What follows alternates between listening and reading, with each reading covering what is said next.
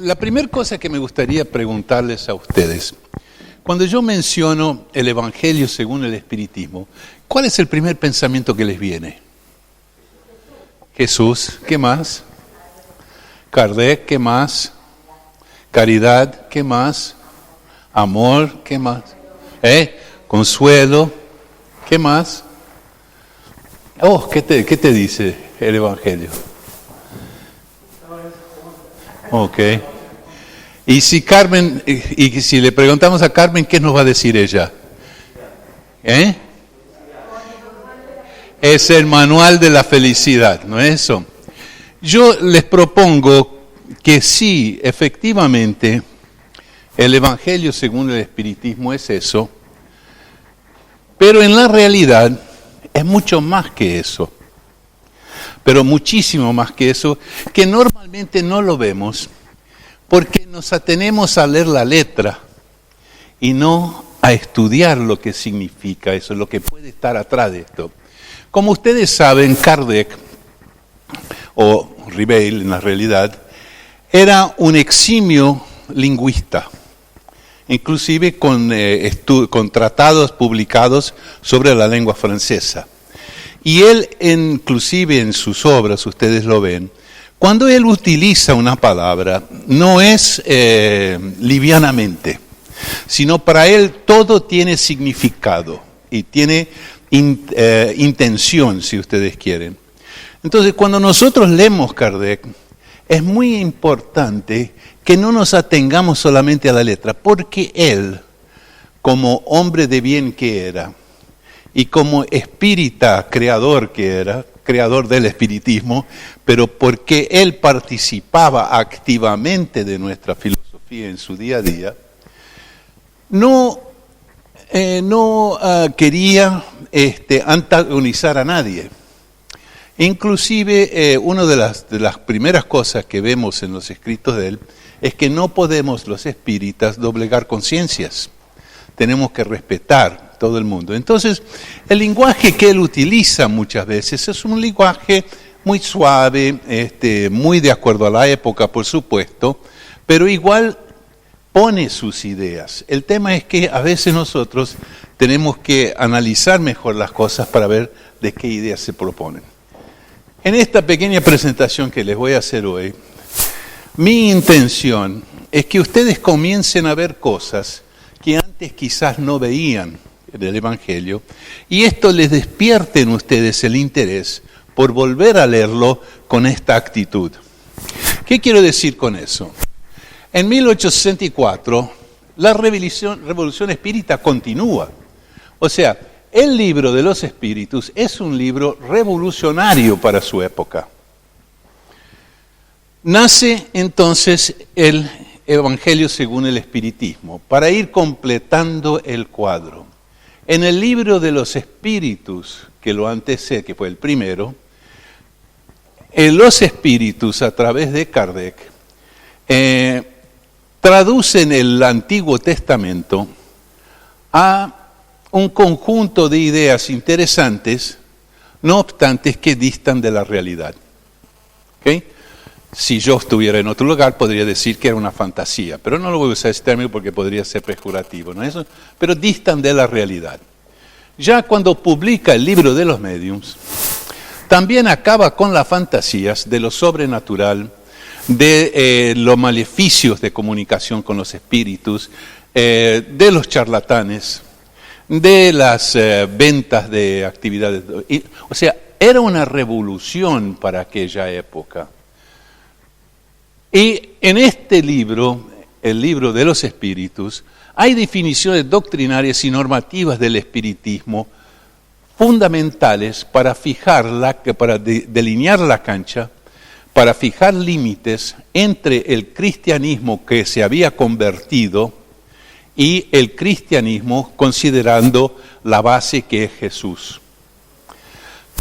En otras palabras, contraría lo establecido por las religiones vigentes en ese momento. Vamos a ver eso un poquito. Entonces vamos a ver el contexto. Predomina la religión católica en Francia. en Italia, en alguna parte. Y en el norte de Europa, el protestantismo, ¿cierto? Muy fuerte, recién salido de una lucha intestina muy fuerte. Entonces se imaginen que esta gente estaba todavía medio agarrida, media defensiva, y agresiva, por supuesto, en la defensa de sus dogmas. Los cristianos de la época entienden que la Biblia, Antiguo y Nuevo Testamento, son sagrados e indiscutibles. Esta es una base. Hasta hoy día, muchas de estas sectas, etcétera, o religiones cristianas, detienen eso, que la salvación es a partir de los libros. Los únicos autorizados a interpretarlos, los libros sagrados, son las máximas autoridades de las sectas y religiones cristianas. Si vos querés dar una interpretación y vos no sos, por ejemplo, el Papa, ¿ok? No la podés hacer. No tiene sentido. ¿Ok? La antinomia, ciencia y religión se refuerza. Antinomia en el sentido de que serían opuestos. A 7 años del libro de los Espíritus, que como vimos, produce la reformulación más con respecto a todo, pero más específicamente con el Antiguo Testamento, y el libro de los medios, que cae por tierra todas las fantasías y pensamientos mágicos, etc., nace entonces el libro de los Espíritus, o sea, el Evangelio, perdón. O sea, la revolución religiosa continúa. Porque esto es una revolución lo que se instala en el mundo.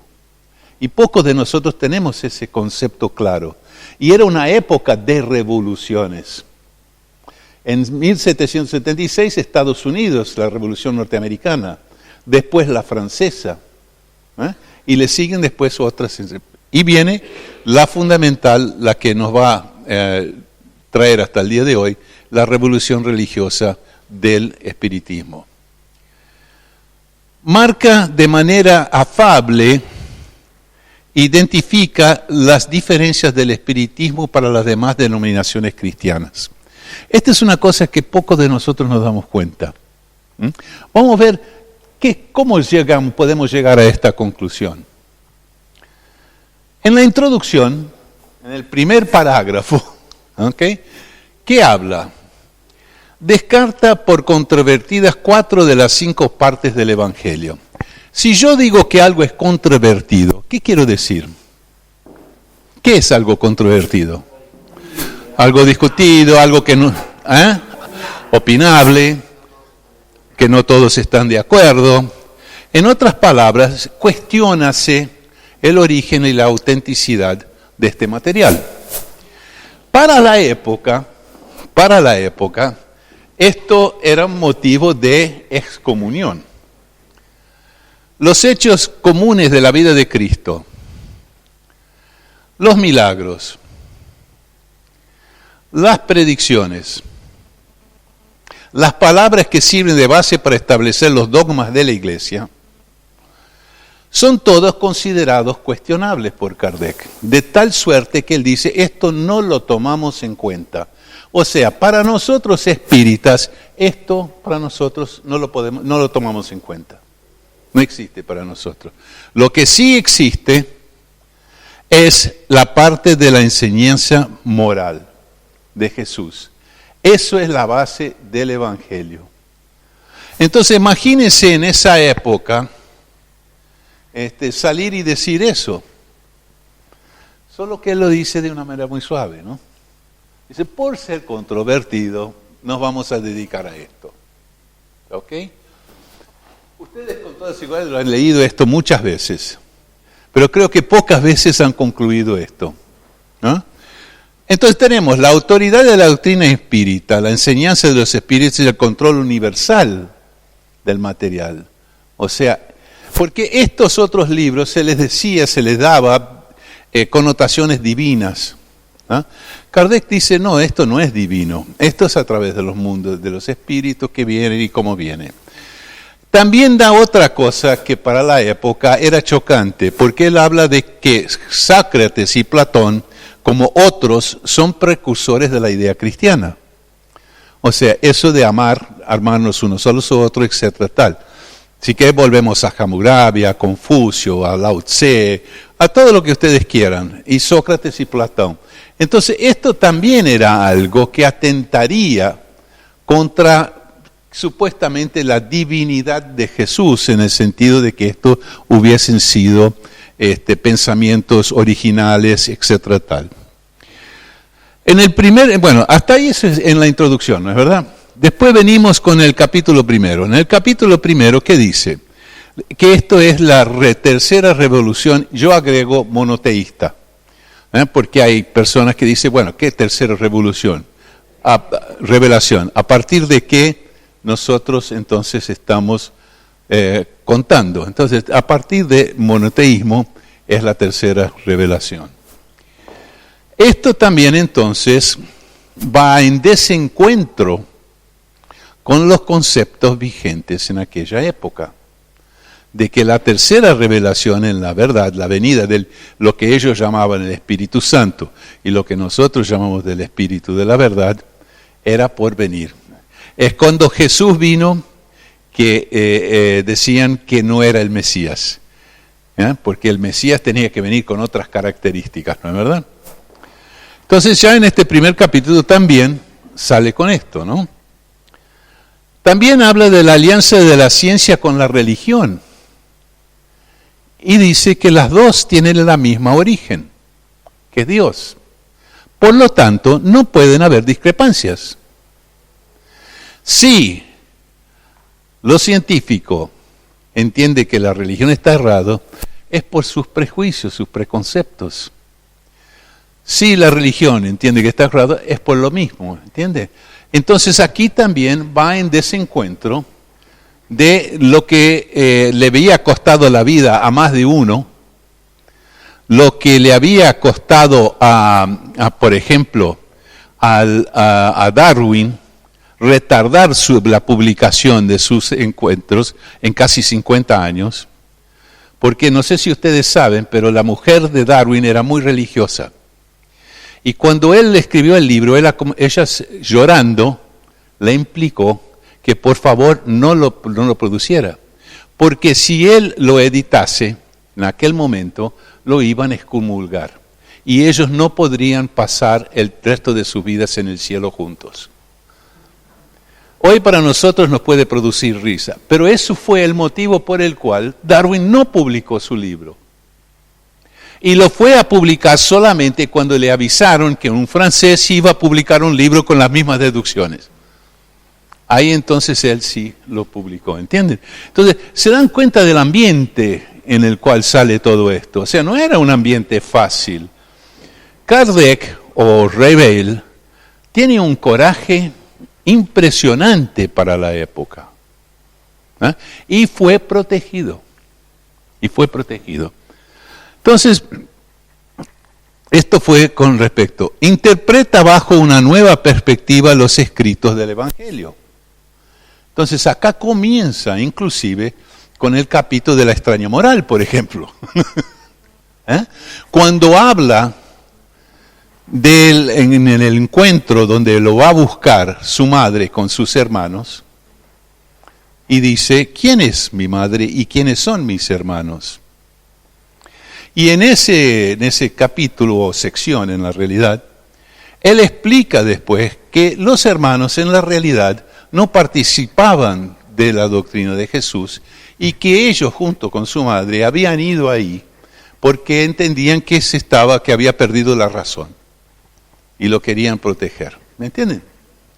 Entonces, esas son cosas que para la época no era decir cualquier cosa. Era como llegar al fondo de alguien con una daga, porque cuestionaba todas las bases de aquel momento.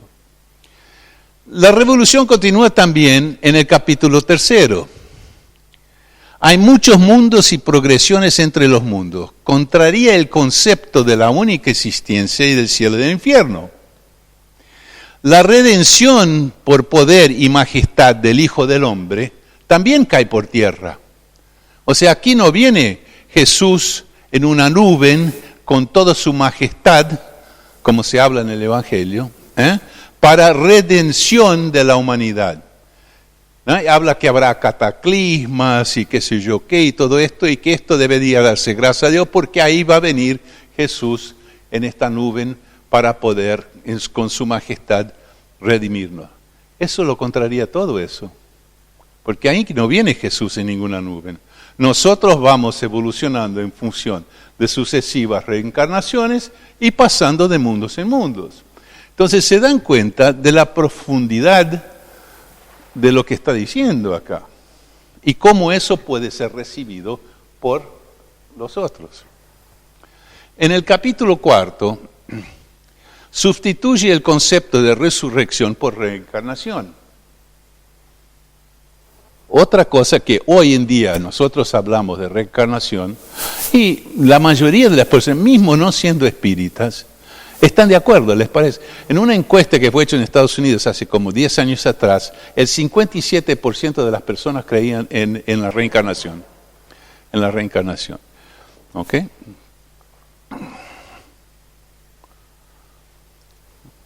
Bueno, y acá un otro dato. No sé si ustedes saben, ¿hay alguien de la religión judaica aquí?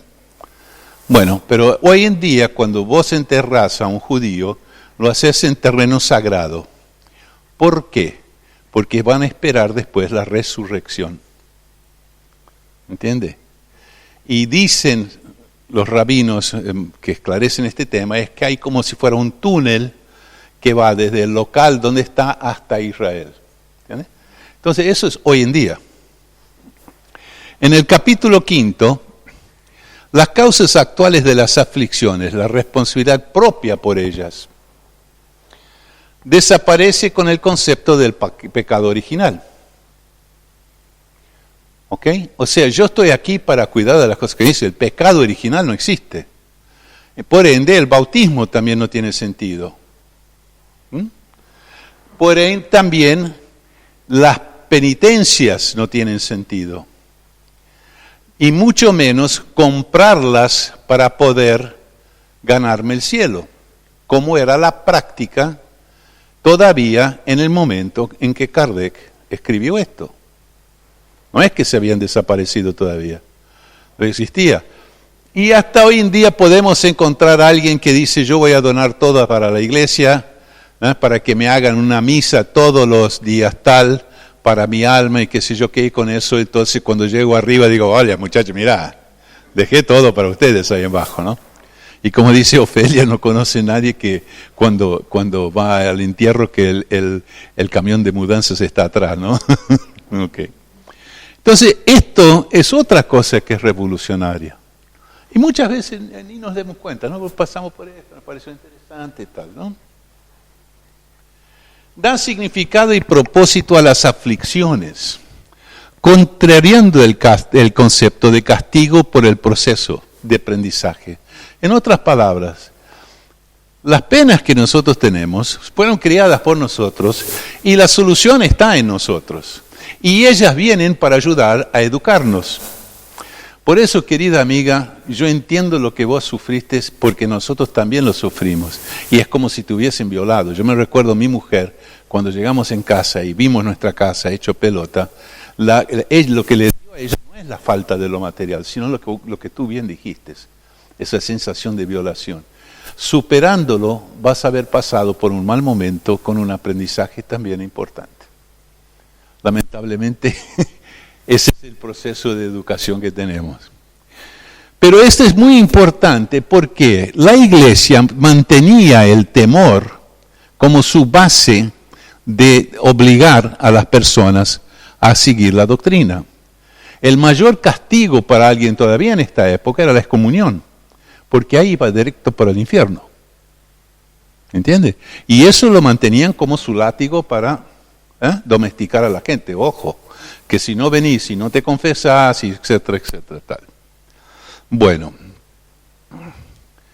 contraría las penas autoinfligidas, los cilicios, las penitencias, etcétera.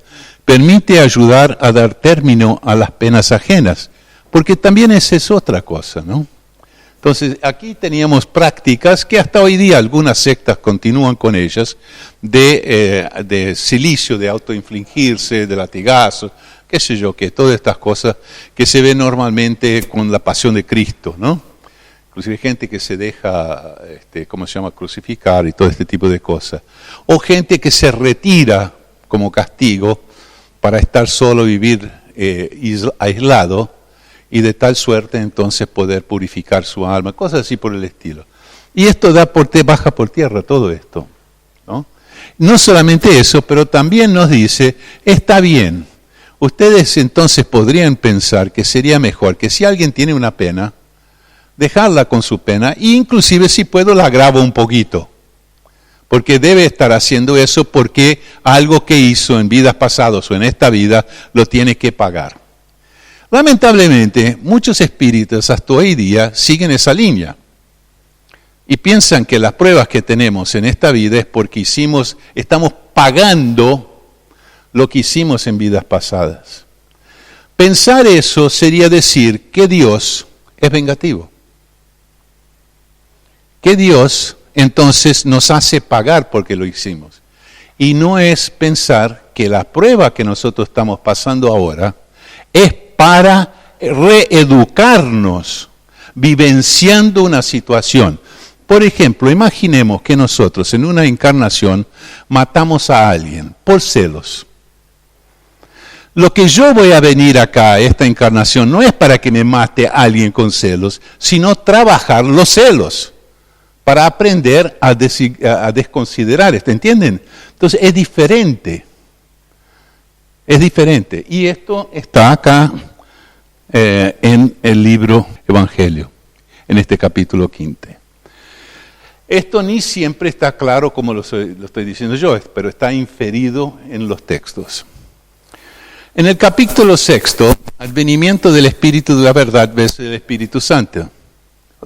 ¿Ok? Entonces esto no hay que explicarlo más que eso, ¿no?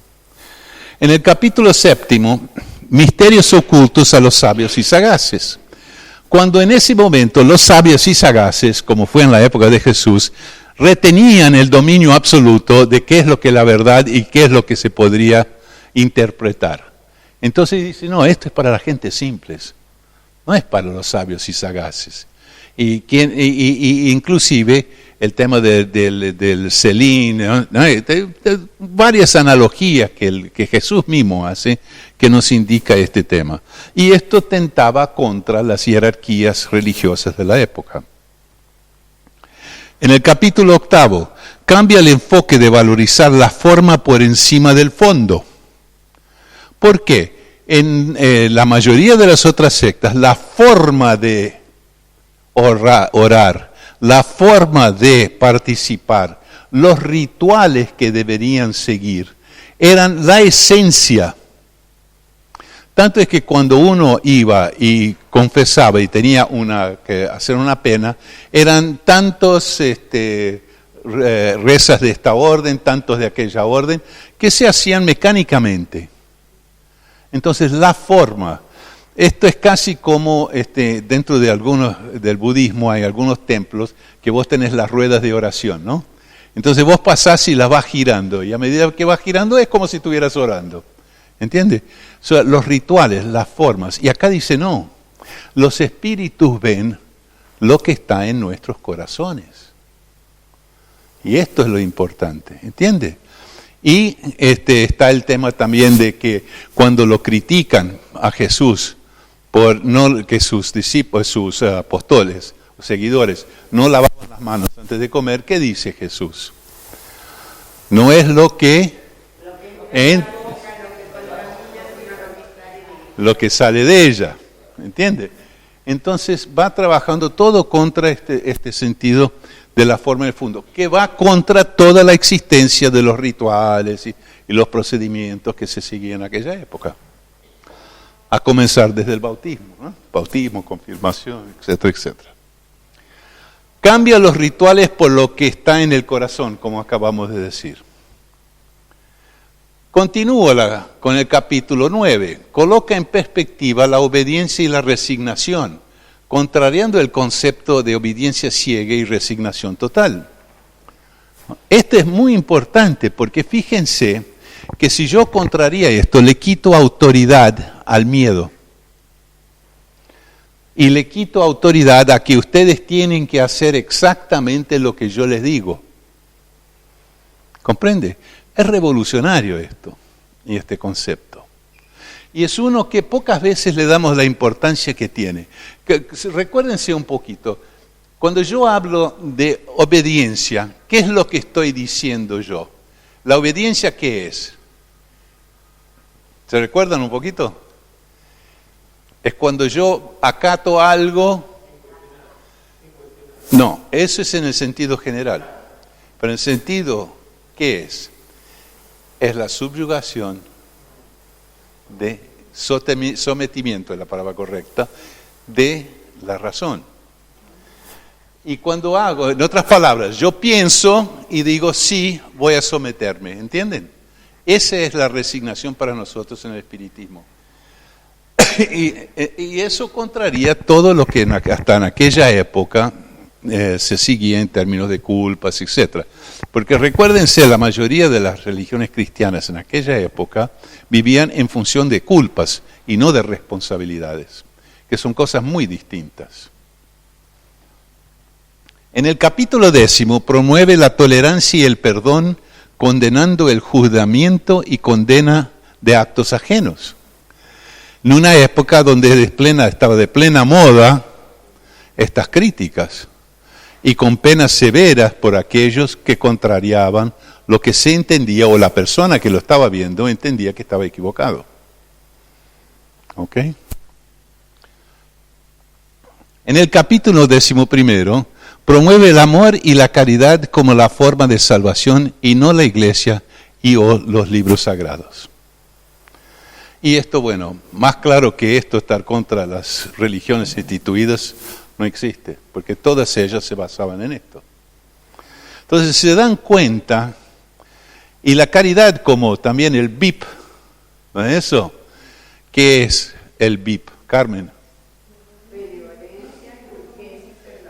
Y perdón. Esta es la caridad para nosotros. O sea, no es solamente dar, esa es la parte fácil. La tolerancia, la indulgencia y el perdón son las cosas que hay que hacerlas y que nos cuesta más, ¿no es verdad? Ok. Ayer estuvimos hablando justamente sobre eso en un grupo de estudios. En el capítulo 12, en una época en que las diferentes sectas cristianas se perseguían, aboga por el amor y la comprensión. Es así. En aquella época es tan ridículo como las guerras religiosas que existen hoy. Porque existen en función de qué. Mi manera de adorar a nuestro Dios es mejor que la tuya. La forma. Y no el fondo. Y pensar que Dios quiere que sus hijos se maten es pensar en un otro Dios, no es nuestro Dios espírita, ¿no? Nuestro Dios es que es un Dios de amor, no es un Dios castigador y que tenemos que temer. Nosotros entendemos que debemos amar a Dios. Entonces esto también contraría lo que se hacía en aquella época. En el capítulo 13, contraría la práctica corriente de la caridad ostensiva. En aquel momento, aquel asunto, voy a hacer, toma, y lo hago en público para que todo el mundo diga, qué buen tipo, mira qué fenómeno, eso. ¿Okay? Y ahí dice, no hay que ser ostensivo. La mano no tiene que saber lo que da la otra. Muestra más allá de la dádiva las formas de practicar la caridad, porque esa también es otra, que es la parte justamente, no tenés guita, no importa. Da de tu tiempo, escucha a alguien, habla con alguien, sé bueno con las personas, ama a tu vecino, ayuda a alguien educándolo, dándole información, qué sé yo. Todas las formas que en el Evangelio se tratan.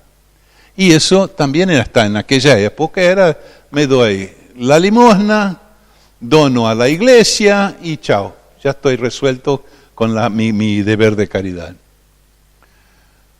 En el capítulo 14, contrariando las creencias y dogmas de la época, coloca a María, la madre de Jesús, y sus hermanos en un rol antagónico al cumplimiento de su misión.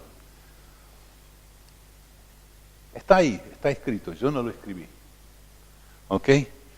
No digo más nada porque si no podemos tener... Ok.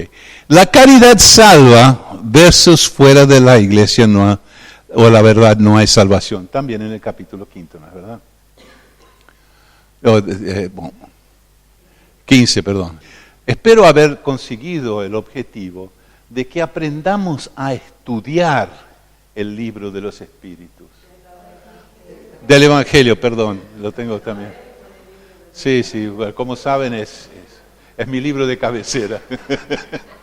Ok, entonces, para continuar en nuestro desarrollo, en otra palabra, no nos limitemos a leer la letra, sino vayamos atrás al significado que puede tener esto. A veces para eso nos necesita información sobre otras cosas. Entonces yo tengo que saber cómo es o cómo era el pensamiento cristiano en aquella época. ¿Entiende? Para poder comparar y poder identificar estos temas. De tal suerte que lo que nos dice Kardec es, estudien. Para ser espírita tenemos que estudiar. Y no solo la doctrina. Y los espíritus nos lo dicen claramente. Nuestra evolución intelectual antecede la moral. No es su consecuencia natural. En otras palabras, tenemos que trabajar las dos cosas. ¿Okay? ¿Y por qué la evolución intelectual antecede la moral? Porque nos ayuda a perfeccionar el concepto del bien y del mal. ¿Ok? Podemos concluir que el Evangelio, según el Espiritismo, viene a cuestionar y cambiar de manera profunda las creencias y rituales de las religiones y sectas cristianas vigentes. ¿Les parece adecuado o correcta esta afirmación? Ok. No es solo un libro que conforta y enseña a amar, también nos da definiciones doctrinarias y normativas sobre el ejercicio del espiritismo. Leámoslo con este concepto también. Digo también, no digo solamente, ¿ok? Pero ampliemos este concepto y hagámoslo. Y van a ver la riqueza que nos proporciona este libro. ¿Ok? Bueno, con eso yo termino la presentación. Espero haberlos motivado.